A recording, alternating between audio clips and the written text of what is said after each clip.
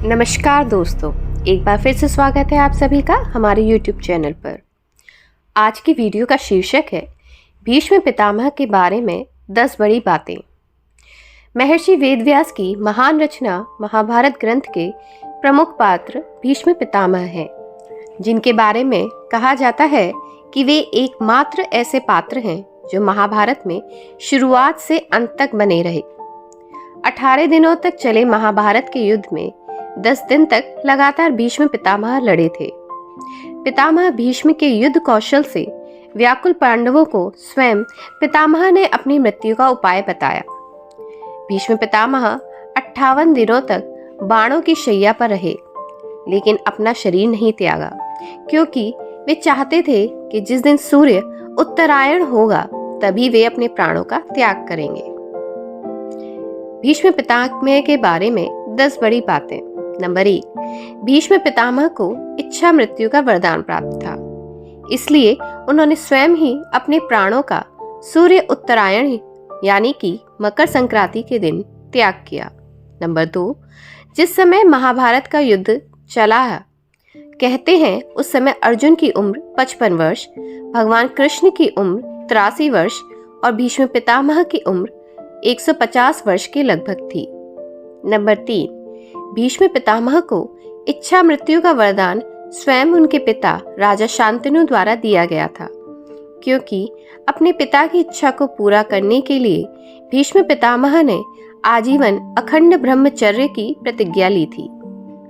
Number 4, कहते हैं कि भीष्म पितामह के पिता राजा शांतनु एक कन्या से विवाह करना चाहते थे, जिसका नाम सत्यवती था, लेकिन सत्यवती के पिता ने राजा शांतनु से अपनी पुत्री का विवाह तभी करने की शर्त रखी जब सत्यवती के गर्भ से उत्पन्न शिशु को ही वे अपने राज्य का उत्तराधिकारी घोषित करेंगे। नंबर 5, राजा शांतनु इस बात को स्वीकार नहीं कर सकते थे, क्योंकि उन्होंने तो पहले ही भीष्म पितामह को उत्तराधिकारी घोषित कर दिया था।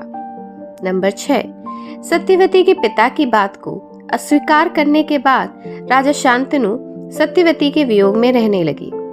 भीष्म पितामह को अपने पिता की चिंता की जानकारी हुई तो उन्होंने तुरंत आजीवन अविवाहित रहने की प्रतिज्ञा ली। नंबर 7, भीष्म पितामह ने सत्यवती के पिता से उनका हाथ राजा शांतनु को देने को कहा और स्वयं के आजीवन अविवाहित रहने की बात कही, जिससे उनकी कोई संतान राज्य पर अपना हक न जता सके। नंबर 8, इसके बाद भीष्म पितामह ने सत्यवती को अपने पिता राजा शांतनु को सौंपा। राजा शांतनु अपने पुत्र की पितृभक्ति से प्रसन्न हुए और उन्हें इच्छा मृत्यु का वरदान दिया।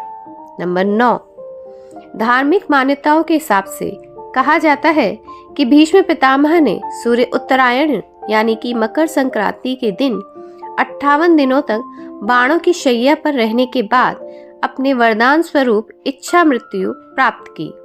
नंबर 10, सूर्य उत्तरायण के दिन मृत्यु को प्राप्त होने से व्यक्ति को मोक्ष की प्राप्ति होती है और इस दिन भगवान की पूजा का विशेष महत्व है। तो ये थे भीष्म पितामह की 10 बड़ी बातें। आशा करती हूँ आपको वीडियो पसंद आया होगा। अगर वीडियो पसंद आया तो वीडियो को लाइक करें, कमेंट बॉक्स में कमेंट करें और अगर आप चैनल पर नए हैं तो चैनल को सब्सक्राइब करें। साथ ही साथ अपने दोस्तों को भी शेयर करें। मिलते हैं एक और नए वीडियो के साथ, तब तक के लिए जय श्री राम।